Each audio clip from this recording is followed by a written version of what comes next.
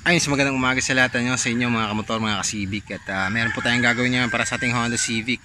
So nung last time naglagay tayo ng ating spoiler wing para sa ating Honda Civic. Ngayon naman is maglalagay tayo ng rear diffuser kit or yung tinatawag natin na bumper holes para dito sa likod, ano? Para iwas sa parang maging parachute ito, no? Para lumabas dito yung hangin, para sa aerodynamics ng ating sasakyan. So ayun, nilagay ko muna siya dito, sinukat ko siya. Tapos nilagyan natin ng packing tape para maguhitan natin yung mga butas, kasi bubutasin natin to. Tapos lalagyan natin ng tornilyo etong mga butas-butas na to. Ayan, so guguhitan ko muna gamit yung ball pen. Tapos tsaka na natin to bubutasan.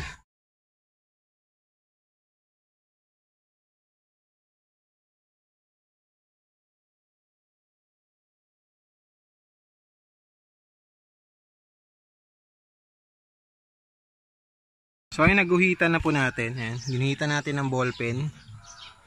Tatanggalin muna natin to para hindi natin masira yung ating rear diffuser kit.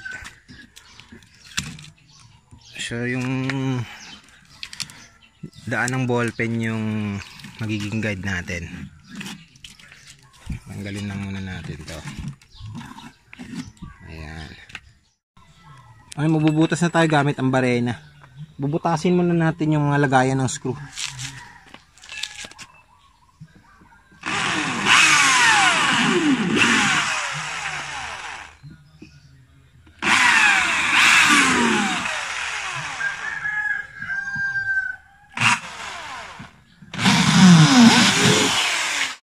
So guys, tapos na nating butasan lahat, ano? So ngayon nandito yung tatay ko, tutulungan niya ako sa pagbutas naman itong malalaking butas. So yung ginamit namin dito or gagamitin namin dito is yung pangbutas po ng pinto, yung pang doorknob. Ayan, nilagay namin sa barena para mabutasan to.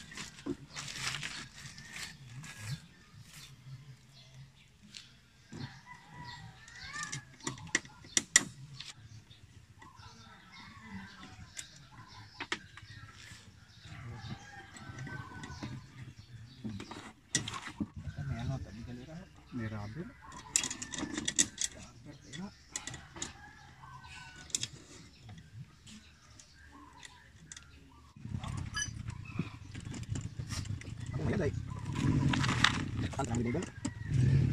Dahil kita awal hagas.